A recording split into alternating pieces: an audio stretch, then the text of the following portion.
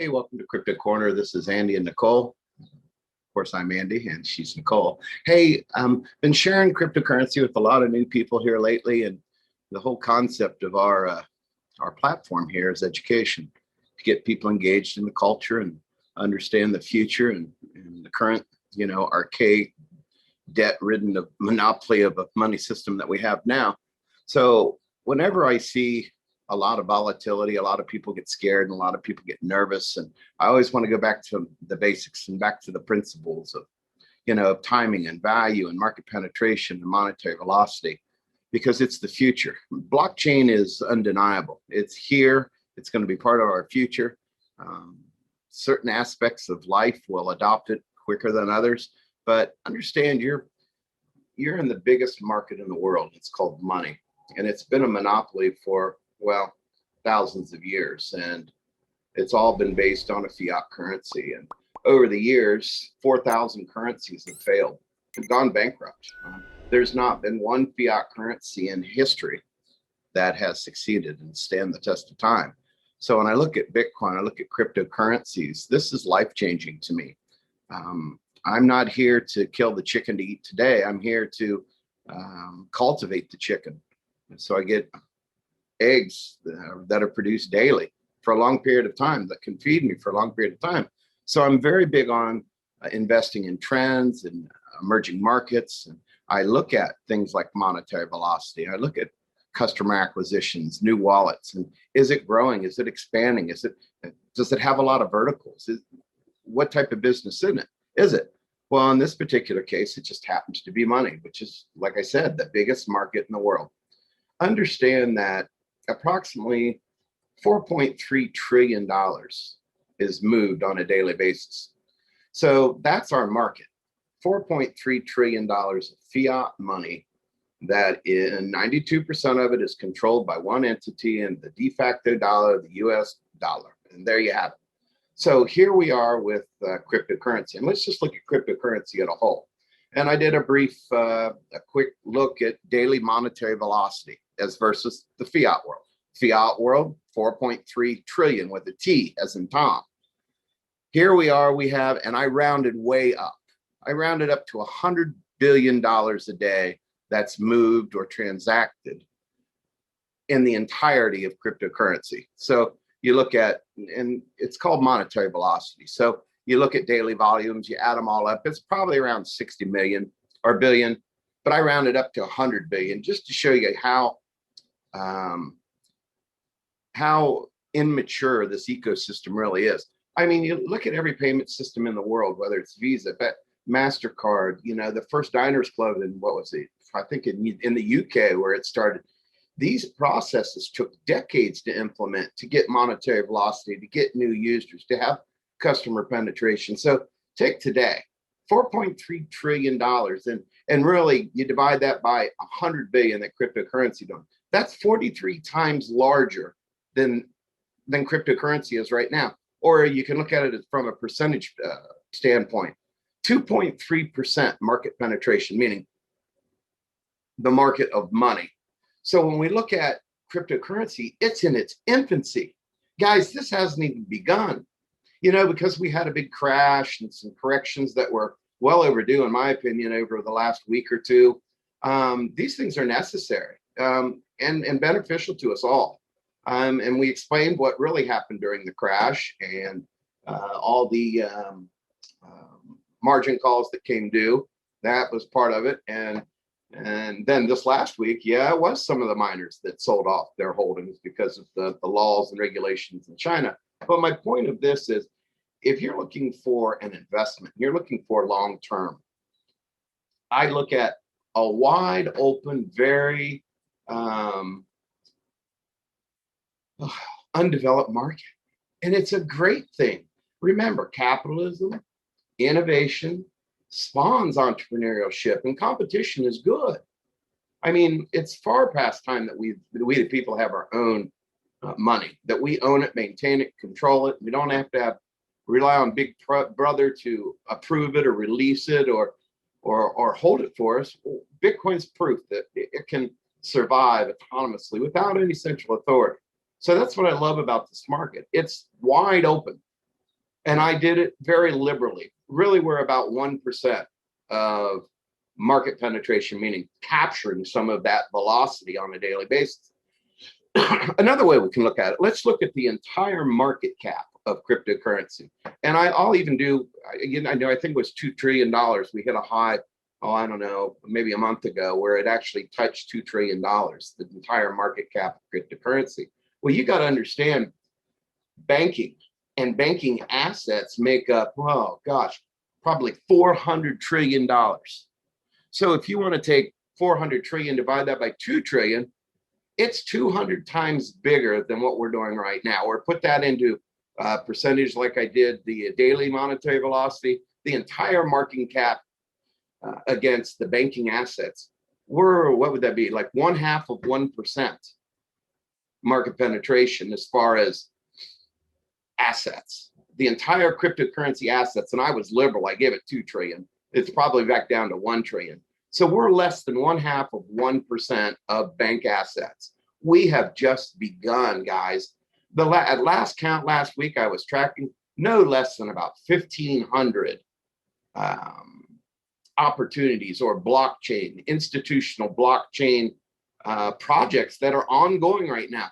So we're not even close, guys. To put it, it's like a drop of water in one of the Great Lakes. I'm going to go back home up to Canada here, and I pass through Lake Erie and Lake Ontario. It's like one drop of water. We're close to even being a threat to anybody at this point.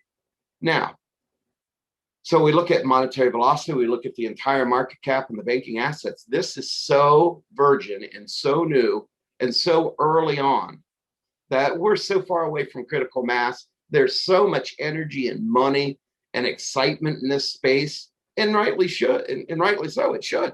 So when anybody says, oh, did I miss the boat? I got in too late. Andy, do you think I should get into cryptocurrency?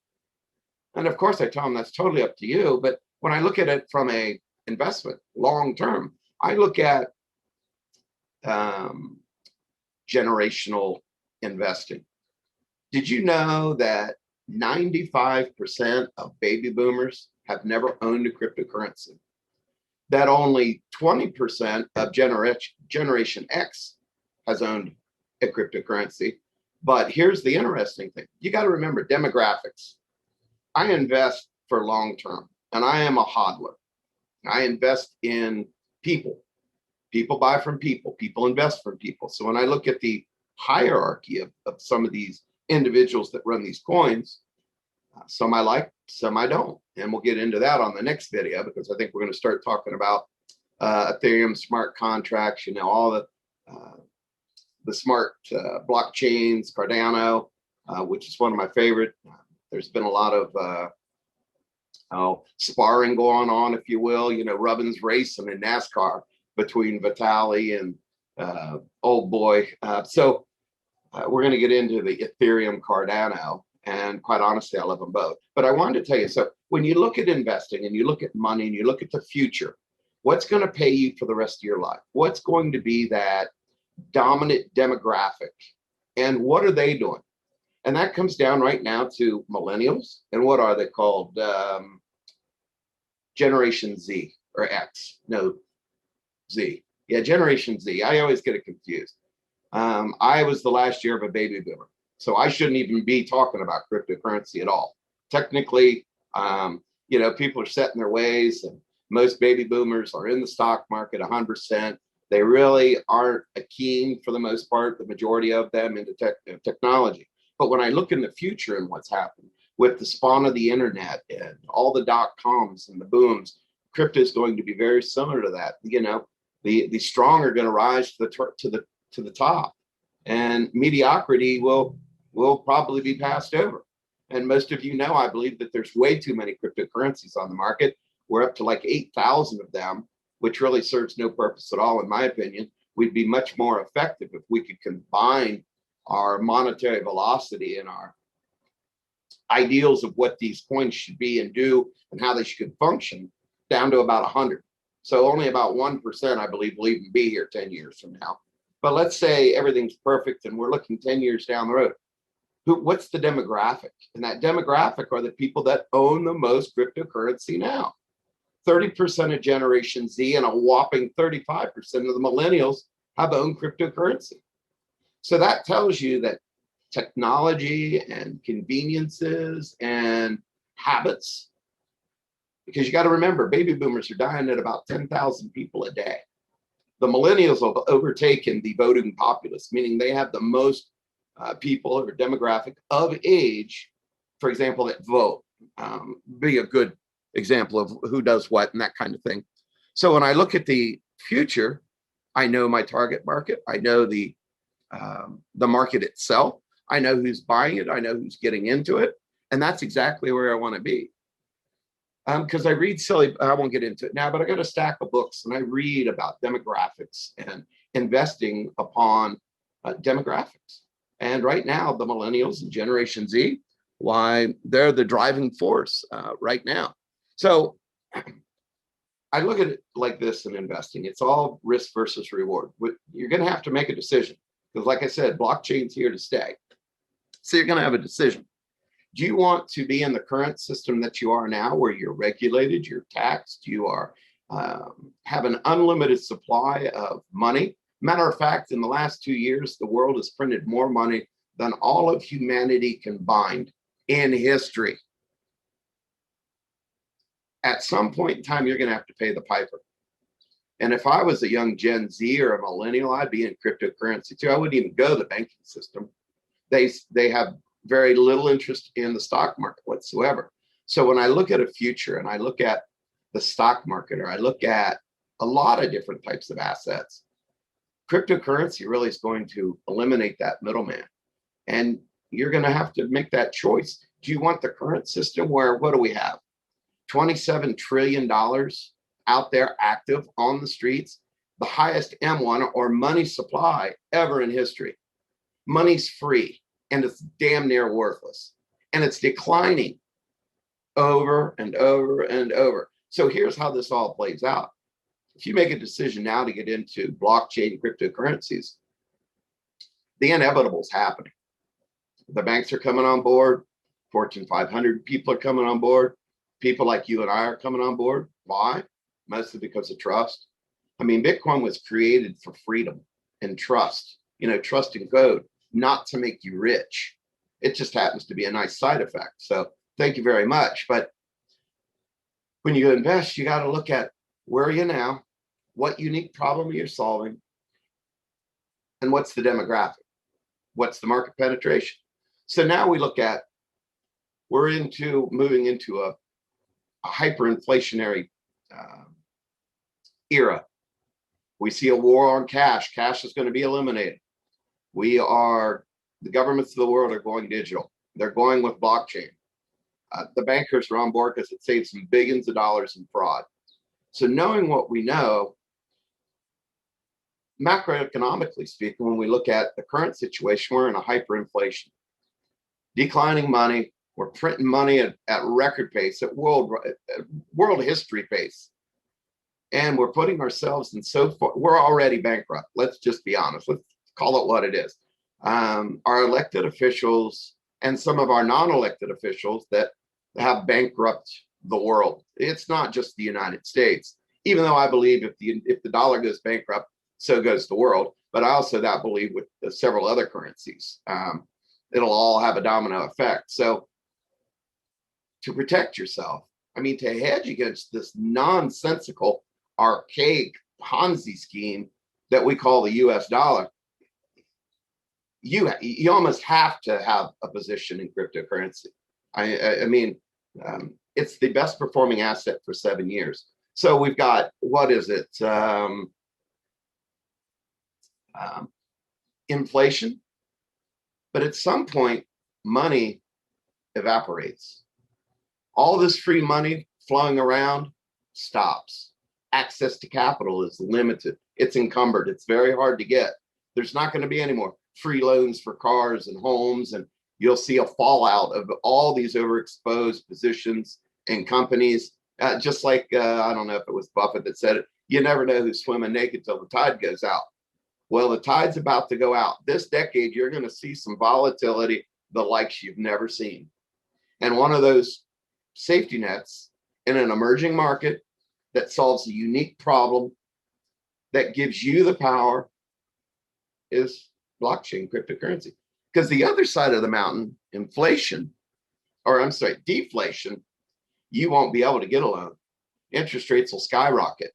So that's where, and we'll get into this a lot more detail in the next video, because I'm going to do the next one on Ether and Cardano and smart contracts, because Ethereum's, proof of concept, if you will. It can be done. It just needs a little help. And I think they're working on that, but we'll get into all that. So deflationary times, you can't go down to the bank and get a bailout loan. You can't go get a free home loan at 3 or 4%, because that's all coming to an end, and you will not like deflation. Inflation's bad, don't get me wrong. Hyperinflation, at least you have the capital to combat that. But on the other side of the mountain, this deflation that's coming, it just makes financial sense to diversify into cryptocurrency and have a position in cryptocurrency, because it's going to take over the world. And as we look at all these different assets, I can definitely see a future of fractional ownership being earned and or paid in multiple varieties of assets. It might be 1/10 of your car, or 1/10 of your house, or your vineyard, or a bottle of wine, or gold, silver, or crypto, or whatever it would be, where the interoperability between all things on the internet, whether it be a browser, whether it be a DApp, whether it be DeFi, whether it be your broker, you're going to have the ability to bring everything together. And that's where we're moving. So that's why I love some of these creators of these new blockchains and their ability to function and scale, and the speed and adapt and be a chameleon and really serve us, the people, and get paid in what you want to get paid, or save and invest in what maybe is, righteous in your heart, or whatever it might be. But the future will completely change the way we bank, invest, use brokerages, all those different types of things, the way we understand assets. I think it'll be a melting pot of multiple assets that can be interchangeable, interoperable, and that takes work and that takes time, and we'll get into that in the next video. So with that said, I hope you had a great day, and I just wanted to clarify a few things for the new people that are out there. You haven't missed the boat. You're not even close. I hear it all the time. I see it written by new people. Oh, I missed the boat on this or that, or I'm too late. Not true. This thing has got so much energy and so much just overwhelming potential. Some of the greatest innovations of mankind will come through this technology. It's just like anything else. It takes time. And just like my next video I'll get into, like Ethereum versus Cardano. It's like Ford versus Chevy, Pepsi versus Coke. There can be two winners. Competition's healthy. That's what made America great. Capitalism, entrepreneurship, innovation. They all work hand in hand. They all create that fair and equitable balance and that equilibrium that we need to improve, to innovate. So that's all I got for today. But my next one will be, what am I doing next? The schedule says Ethereum versus Cardano. And I know that's a hot topic for a lot of people. And I'm going to tell you which ones I picked. So until then, have a great day. Subscribe, ring the bell, say hello. Appreciate y'all. Have a good day.